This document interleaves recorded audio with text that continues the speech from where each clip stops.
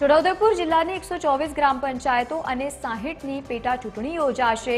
જિલ્લાની 5 ગ્રામ પંચાયતો સમરસ થઈ છે। 22 જૂને 119 ગ્રામ પંચાયતો માટે યોજાશે ચૂંટણી।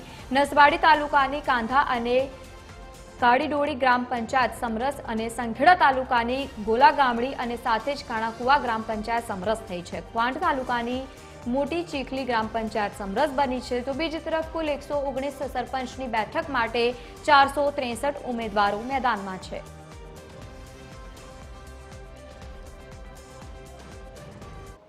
છોટાઉદેપુર જિલ્લામાં કુલ 124 ગ્રામ પંચાયતોની ચૂંટણી માટે તારીખ 22/6/2025ના રોજ મતદાન યોજાનાર છે।